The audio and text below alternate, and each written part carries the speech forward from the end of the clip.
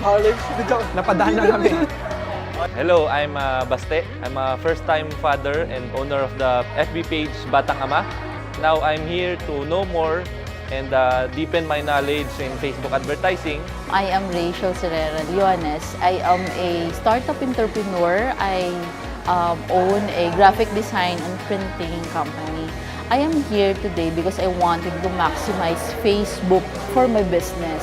I felt like I needed to be here with other people learning live. It's a different experience and context than if I could take up a course online. I attended Julian's workshop kasi wala kaming website pa. I'm trying to reach more clients via Facebook. People tend to spend a lot of time in Facebook. So, mas makikilala yung company namin through these Facebook ads. Hi, I'm Dea Panganiban, and currently I'm an admin assistant for a non-profit organization in the US.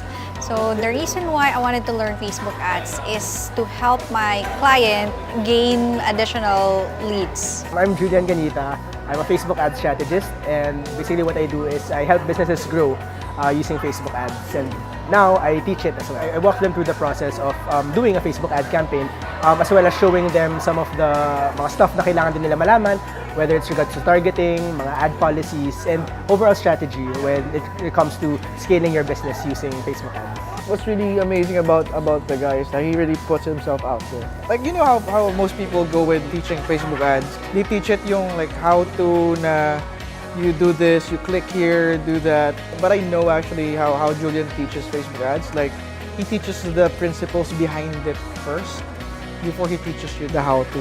So that's what's missing with other Facebook trainings that are out there. Iba kasi pa rin na when you're there live. Na parang if you're, maraming online courses and though effective siya, number one, there are a lot of distractions. Pag may online course, I have it in the background while still doing something else. Yung environment is everyone's here learning. When you're in an online course, usually mag-isa ka lang. You see everyone asking questions and you learn from other people's questions as well. Hindi siya usually nakakuha ng online course or online community. We learned about so many tools. I appreciate also that Julian's created something like really easily digestible because you will have people coming into this knowing zero talaga. And if you're able to take a person like that and give them some expertise in one afternoon, this one is a solution platform. You'll be able to verify with the master the ideas that you have, which is you cannot get from anywhere else. The online thing is really now the trend. We should be able to maximize it. I'm very now interested in exploring this and see how this can really scale up and help my business. And it's very direct and it's very layman. Ang daling intindihin. Yung natutunan ko yung pag-filter. Parang being direct, i-sort out mo kaagad kung sino yung gusto mong kliyente. And Facebook can do that for you. So this workshop talaga is really designed for people to get started. So if you've never run ads before, it's for you. It's also for you if you have tried to run ads before or boosting posts, but you found that it didn't work.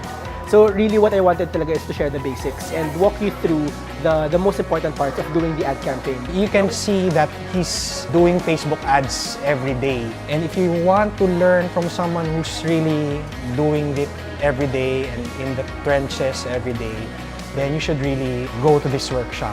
Go to this workshop. I think those who would benefit the most from here would be people who are trying to grow their businesses from their homes, especially moms like me. So I think home-based business owners who have families just like me, not very techy, not and are kind of afraid of the technical things, they would be the other type I would recommend this. I just have to execute all. I-execute ko lang lahat ng natutunan ko today.